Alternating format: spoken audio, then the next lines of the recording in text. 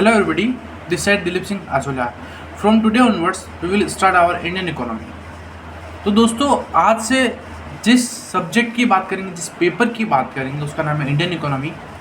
और chapter number first की बात करते हैं तो उसका नाम है Indian economy on the eve of independence. जब बात करते हैं जो स्टूडेंट्स सीबीएसई बोर्ड से पेपर दे रहे हैं 12th का, उनके 12th में रहता है ये इंडियन इकोनॉमी। और ऐसे स्टूडेंट जिनका आरबीएसई बोर्ड से वो ये सारी चीज़ें क्लास 11th में उनका ये पोर्शन रहता है। ठीक है, तो अपने लेवल पर देख लेना कि कहाँ पर अपने में पोर्शन है। ठीक है, बाकी चैप्टर सेम है, सारी चीज़ें सेम है, बट आरबीएसई में ये चीज़ 11th में आती है और सीबीएसई की बात करें तो 12th में आती है। 40 मार्क्स का कवर रहता है सीबीएसई बोर्ड की बात करें तो, और 40 मार्क्स का आपका मैक्रो कवर आउट रहता है। तो देखते हैं कि Indian economy on the eve of independence जो चैप्टर है आपका, इसमें कौन कौन से ऐसे इंपॉर्टेंट कॉन्सेप्ट है, क्वेश्चंस है। और मैं आपको ये श्योरिटी देना चाहता हूँ कि आप वीडियो के एंड तक बने रहेगा तो आपको सारी चीज़ें अच्छे से समझ में आएगी। ये अपने हैंड रिटन नोट्स है बिल्कुल।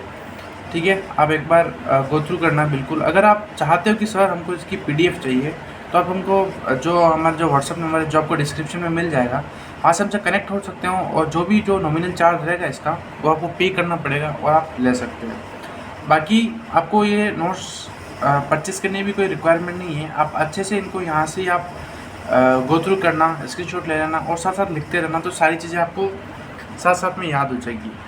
ठीक है, मैं आपको कहना चाहता हूँ कि इस YouTube प्लेटफॉर्म को आपके जितने भी फ्रेंड्स हैं, जितने भी नीडी स्टूडेंट हैं, जिनको एक्चुअल में नीड है, जो कोचिंग अफोर्ड नहीं कर पाते, उनको आप ये चैनल जरूर शेयर करना और जो भी अपन से हेल्प होगी वो अपन दिखाएंगे। तो विदाउट एनी टाइम वेस्ट किए हम अपने वीडियो स्टार्ट करते हैं। देखते हैं कि सर कौन कौन से इंपॉर्टेंट कंसेप्ट क्वेश्चन हैं इस चैप्टर में, पर्टिकुलर चैप्टर में। तो दोस्तों बात करते हैं चैप्टर नंबर फर्स्ट की, उसका नाम है Indian economy on the eve of independence. अगर इस चैप्टर की समरी की बात करो कि सर इस चैप्टर में मेन क्या पढ़ना है, तो इस चैप्टर में मेनली अपने को पढ़ना है कि इंडिया की क्या कंडीशंस थी, कब इंडिपेंडेंस से पहले, इंडिपेंडेंस के बाद में क्या कंडीशन थी, मोस्ट ऑफ द जो पॉपुलेशन थी वो कहाँ पर रहती थी, यानी कि किस सेक्टर में एंगेज थी। एग्रीकल्चर सेक्टर इसमें अच्छे से एक्सप्लेन कर रहा है, उसको पढ़ना है। देन आफ्टर इंडस्ट्रियल सेक्टर को, फिर फॉरेन ट्रेड, और एक सेकंड पार्ट आता है इसी का जो है डेमोग्राफिक कंडीशंस, है ना। ये इस बात करें इस पर्टिकुलर चैप्टर की तो ये मेन कंसेप्ट रहते हैं इस चैप्टर में।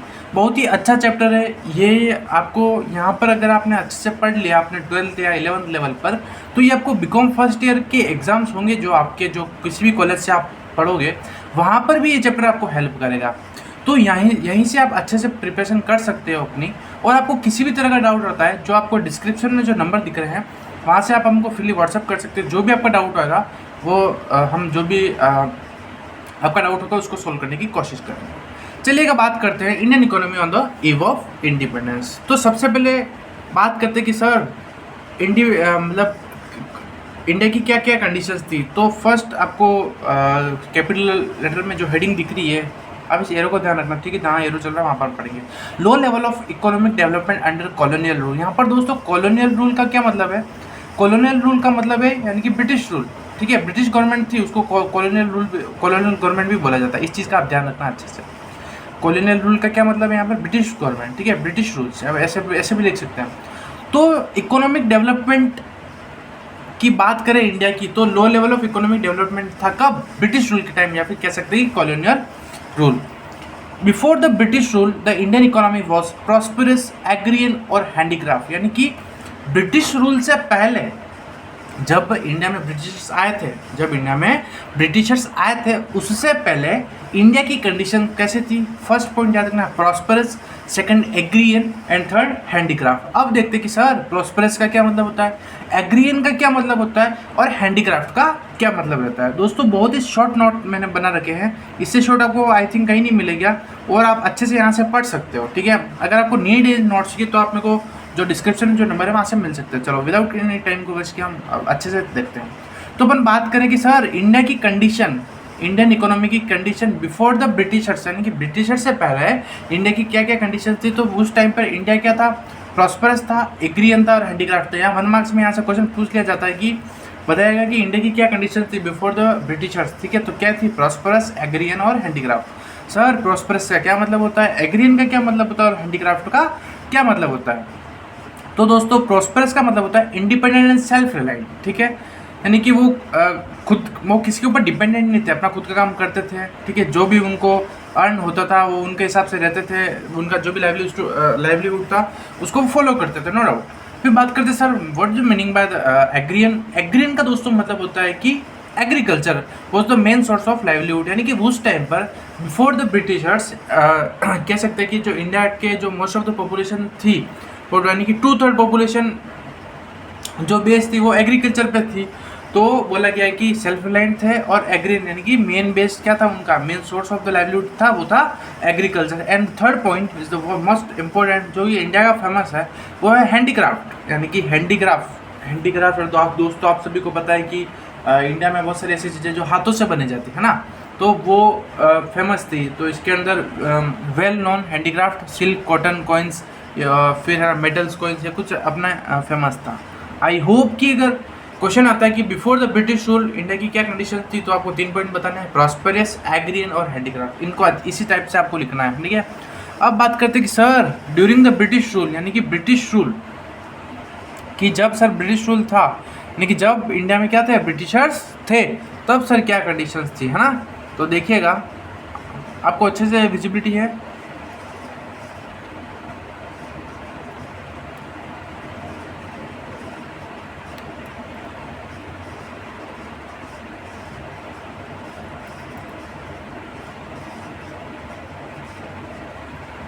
चलो during the British rule, sir British rule के टाइम पर, यानी कि जब इंडिया में क्या थे, ब्रिटिशर्स थे, उस टाइम पर क्या कंडीशंस थी इंडिया की, यानी कि इंडियन इकोनॉमी की क्या कंडीशंस थी, कैसे कैसे क्या था, कौन रूल कर रहा था, ये सारी चीज़ें पढ़ते हैं। During the British rule economic policies of the colonial government, दोस्तों ध्यान रखना कॉलोनियल गवर्नमेंट यानी कि ब्रिटिशर्स ही है ना, ब्रिटिश गवर्नमेंट ही है, वर concern with the protection and the promotion of their own interest. First point है कि जो भी इकोनॉमिक पॉलिसी बनती तो थी, यानी कि जो भी पॉलिसीज थी, रूल्स रेगुलेशन बनते तो थे, बट किसके प्रोटेक्शन और प्रमोशन यानी किसके फेवर में बनते थे, वो बनते थे देयर ओन इंटरेस्ट, यानी कि ओन इंटरेस्ट का यहाँ पर मतलब है दोस्तों कि जहाँ पर ब्रिटिशर्स का फायदा हो रहा है उस मतलब उसके रिगार्डिंग सारे कह सकते हैं कि रूल्स बनते थे। तो इस पॉइंट को वापस पढ़ना, economic policies of the colonial government was concern with protection and promotion of their own interest, यानी कि जो भी बनती थी वो उनके खुद के इंटरेस्ट के बेस पर बनती थी, ठीक है, जहाँ पर उनका फायदा दिख रहा होगा वही सारी पॉलिसीज रूल्स रेगुलेशन बनते थे। अपन ये वाली लाइन पढ़ रहे हैं ना, फर्स्ट वाला। नेक्स्ट पॉइंट नंबर 2 देखना दोस्तों, point number 2, they transfer India into supplier of raw material and the consumer of the finished good. इस पॉइंट को एक बार यहाँ पर एक बार रीड कर लेना इसको, और अपन अच्छे से नेक्स्ट कुछ टॉपिक्स हैं वहाँ पर अच्छे से कवर करेंगे। सेकंड पॉइंट बोल रहा है कि इंडिया को ट्रांसफरर बना दिया, किसका, रॉ मटेरियल का transferor and the consumer of the finished good, यानी कि वो क्या करते थे, आपको इन जनरल बता रहा हूँ कि इंडिया को क्या ट्रांसफर ऐसा बना कि अपने यहाँ से रॉ मटेरियल लेके जाते थे वहाँ पर, यानी कि ब्रिटिश जहाँ पर ब्रिटिशर्स रहते थे वहाँ पर वो खुद मैन्युफैक्चर करते थे गुड्स, और उन्हीं गुड्स को वापस इंडिया में हायर प्राइस पर सेल आउट करते थे, ये इनका मेन मोटिव था। ये पॉइंट आपको अच्छे से यहाँ पर समझ में नहीं आएगा, बट मैं डेफिनेटली ये कह सकता हूँ कि आप इस वीडियो के एंड तक बना रहेगा, सारे लेक्चर देखना आप। हमारी वीडियो बहुत ज़्यादा शॉर्ट रहती है, शॉर्ट वीडियो में ज़्यादा से ज़्यादा कैसे हम कंटेंट प्रोवाइड कर सकते हैं वो हमारा ट्राई रहता है, ठीक है, हम हमारा बेस्ट देते हैं। अगर आपको किसी भी तरह का दिक्कत डाउट परेशानी आए तो आप हमसे जो नंबर है वहाँ से कनेक्ट हो रहा है और आपका जो भी डाउट हो वो हमसे पूछ सकते हो, ठीक है। तो ड्यूरिंग द ब्रिटिश रूल आपको ध्यान रखना है, मेन 2 चीज़ें थी उस टाइम पर कि कॉलोनियल गवर्नमेंट यानी कि ब्रिटिश गवर्नमेंट था, वो रूल्स रेगुलेशन पॉलिसीज फ्रेम करता तो था, बट देयर ओन इंटरेस्ट, जहाँ पर उनका फ़ायदा होगा वो उनके रिगार्डिंग सारी पॉलिसीज बनाता था। और इंडिया उनका मेन मोटिव ये था कि इंडिया को सप्लायर बनाना किसका, रॉ मटेरियल का, और कंज्यूमर बनाना किसका, फिनिश्ड गुड का। आई होप कि यहाँ तक आपको अच्छे से समझ में आया होगा। नेक्स्ट टॉपिक की बात करते हैं इसकी, the economic condition of any nation can be जज बाय द नेशनल इनकम। ध्यान रखना दोस्तों, and the per capita income, यानी कि किसी भी कंट्री की, किसी भी इकोनॉमी की अगर आपको नेशनल इनकम मतलब कि उस पर्टिकुलर कंट्री की इकोनॉमिक कंडीशन आपको फाइंड करनी है, तो वो पता पड़ता है नेशनल इनकम और पर कैपिटा इनकम से। किससे? नेशनल इनकम और पर कैपिटा इनकम से उनको पता पड़ता है। यस ऑफलाइन समझ आ रहा है? यस यू अच्छे से ठीक है। तो ध्यान रखना, the economic condition of any nation, किसी भी नेशन का इकोनॉमिक कंडीशन अगर अपने को जज करना हो, पता करना हो, तो अपन दो तरीके से बता सकते हैं, एक तो नेशनल इनकम से और एक पर कैपिटा इनकम से। अब ध्यान रखना, पर कैपिटा इनकम निकालते कैसे हैं। तो दोस्तों पर कैपिटा इनकम निकालने का जो फॉर्मूला है वो है national income upon total population. ठीक है, जो भी इनकम है नेशन की वो डिवाइडेड बाय पॉपुलेशन करेंगे तो आपका पर कैपिटा इनकम आ जाएगा। तो ध्यान रखना कि अब इसमें बात करेंगे कि सर कौन कौन से ऐसे लोग थे, पीपल थे जिन्होंने नेशनल इनकम कैलकुलेट किया। ठीक है, ब्रिटिशर्स ने कुछ इसमें अपना कह सकते हैं कि योगदान दिया कि नहीं दिया, ये सारी चीज़ें अपन देखते हैं। तो फर्स्ट बात करते हैं, no sincere attempt made by the British government to estimate them, यानी कि कोई भी ऐसा पर्टिकुलर यानी सिंसियर अटेम्प्ट नहीं लिया गया किसके द्वारा, ब्रिटिश गवर्नमेंट के द्वारा, किसके रिगार्डिंग, इकोनॉमिक कंडीशन यानी कि नेशनल इनकम को फाइंड आउट करने के लिए उनके तरफ से कोई इतना बड़ा रोल अपने को सामने नहीं दिखा। But individual attempts by Dadabhai Naoroji, Digby VKRV Rao, RC Desai, ये कुछ पर्टिकुलर इंडिया के जो लोग हैं उन्होंने अपने खुद के बेसिस पर नेशनल इनकम को कैलकुलेट किया था, है ना। कौन कौन थे? दादा भाई नारोजी एक नाम, ये याद रखना आपको अच्छे से, डिग बाय VKRV राव और RC देसाई, ये कुछ इंडिविजुअल थे जिन्होंने अपने लेवल पर मतलब इकोनॉमिक कंडीशन फाइंड आउट करने की कोशिश की थी। आई होप कि जो मैं आपको कहना चाह रहा हूँ वो आप अच्छे से समझ पा रहे होंगे। अगर आपको किसी भी तरह का डाउट होता है तो दोस्तों आप अच्छे से ज़रूर पूछना, ठीक है।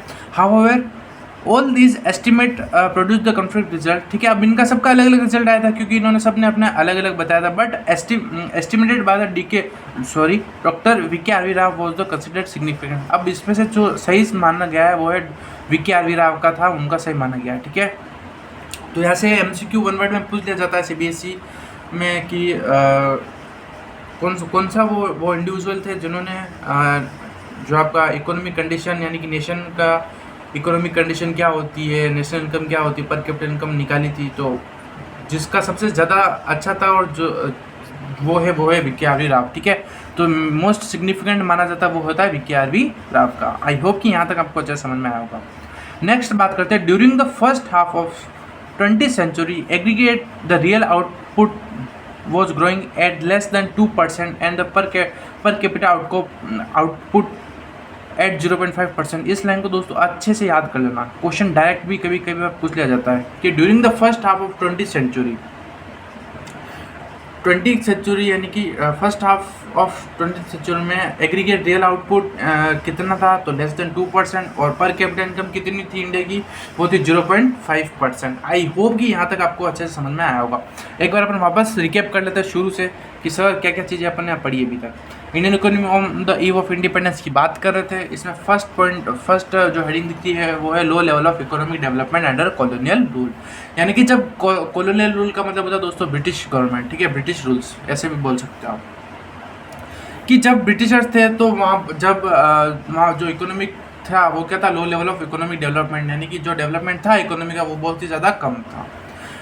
बिफोर द ब्रिटिश रूल, यानी कि ब्रिटिशर्स जब इंडिया में नहीं थे उससे पहले इंडिया की कंडीशन जो आपको 3 पॉइंट याद रखना, प्रॉस्परस, एग्रीन और हैंडीक्राफ्ट। प्रॉस्परस का मतलब होता है सेल्फ रिलायंट एंड इंडिपेंडेंट। एग्रीन का मतलब होता है कि सर जो मोस्ट ऑफ द पॉपुलेशन है किसकी, इंडिया की, यानी कि 2/3 पॉपुलेशन है वो जो उनका मेन लाइवलीहुड है वो कौन सा है सर, एग्रीकल्चर। ठीक है, फिर थर्ड पॉइंट है हैंडीक्राफ्ट, कि सर इंडिया के अंदर बहुत सारी ऐसी चीज़ें जो वर्ल्ड में फेमस है, इसलिए बोला जाता है कि ब्रिटिश रूल से पहले इंडिया प्रॉस्परस था, एग्रियन था और हैंडीक्राफ्ट था। Sir during the British rule, जब ब्रिटिशर्स इंडिया में आए तब इंडिया की क्या क्या कंडीशंस थी, तो economic policies of the colonial government were concern with the protection and the promotion of their own interest. कि सर जो economic policies rules regulation frame तो होते थे बट किसके है, देयर ओन इंटरेस्ट यानी कि कॉलोनियल गवर्नमेंट यानी कि ब्रिटिश रूल के फेवर में सारे रूल्स रेगुलेशन बनते थे। ठीक है, क्योंकि उनके मोनोपोली थी।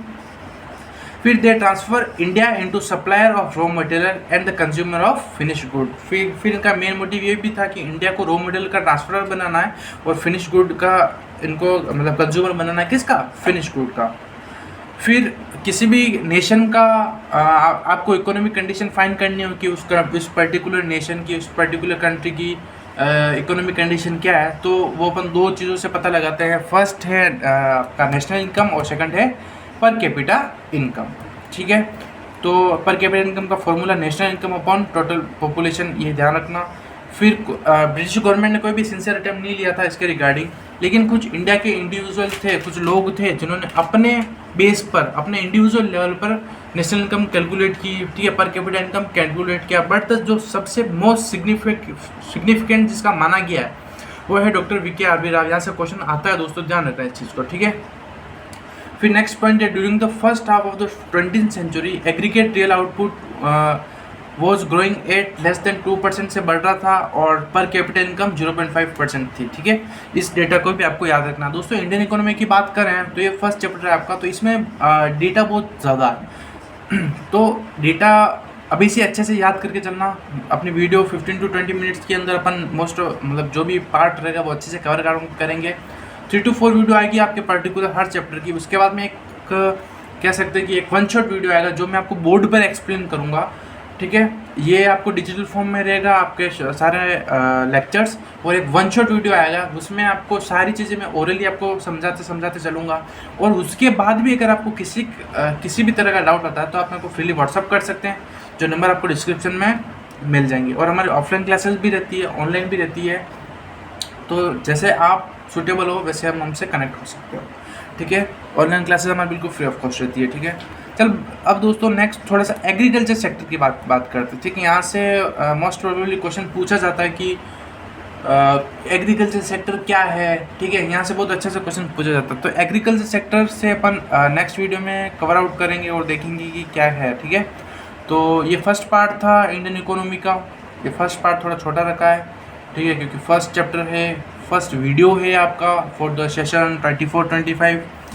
तो आई होप कि आपको अच्छे से समझ में आया हो, और आप ज़्यादा से ज़्यादा इस चैनल को, इस प्लेटफॉर्म को ज़्यादा से ज़्यादा शेयर करना, जैसे कि जो भी नीड स्टूडेंट है जिनको एक्चुअल में नीड है वो भी यहाँ से अपन इस पर्टिकुलर प्लेटफॉर्म से कनेक्ट होकर पढ़ सके। Thank you and have a nice day team TSA।